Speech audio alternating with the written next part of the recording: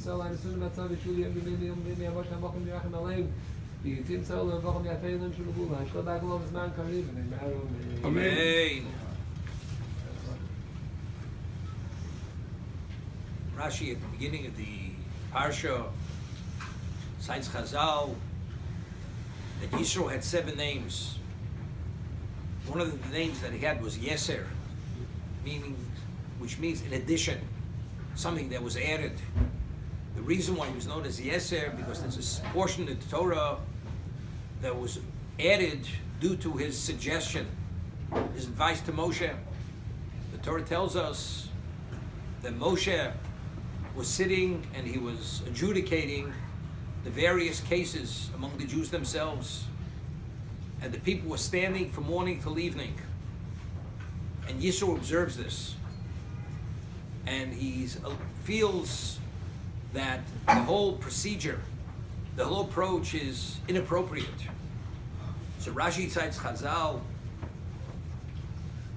Yoshev Kimelech Kulon Omdim, Moshe is sitting as if he's the king, which he was.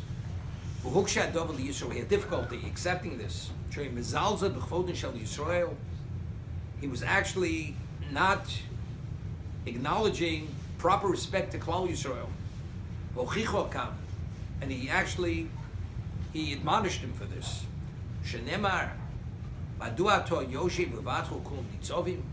Why are you sitting all by yourself and they're all standing? It's inappropriate behavior. And besides, he said to him, if you continue in this way, novel tibul, you're going to wither. There's no way to survive this. And as a result of that, he gave a suggestion to set the judicial system, higher courts, lower courts. What's most difficult, they should bring to your attention. What's less difficult, the various levels of courts. And this was endorsed by HaKadosh Baruch Hu.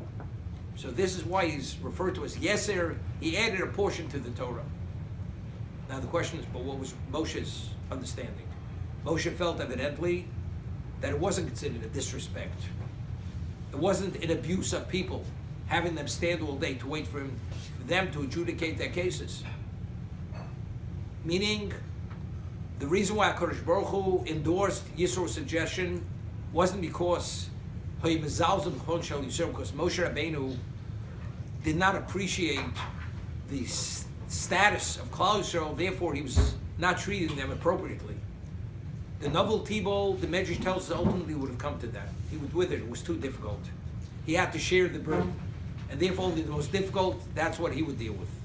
Less difficult, the other courts are able to deal with this. We find at the beginning of Dvarim, this is the last 36 days of Moshe's life. He recounts everything that took place from the beginning till the moment of his passing.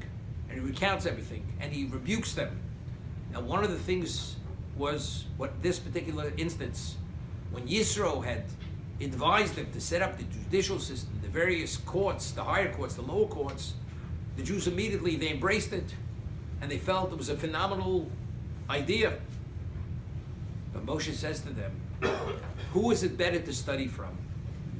From a person who toiled and was pained for the acquisition of Torah, or somebody who did not have that level of toil and pain?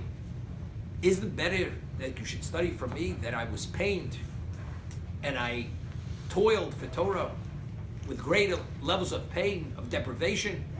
Because Moshe, 40 days and 40 nights, did not eat or drink. So it was in the context of deprivation, the ultimate level of deprivation. Humanly, it would have been impossible. It was a miracle that he was able to live. Hashem sustained him. So isn't it better to study? And so why are you embracing this?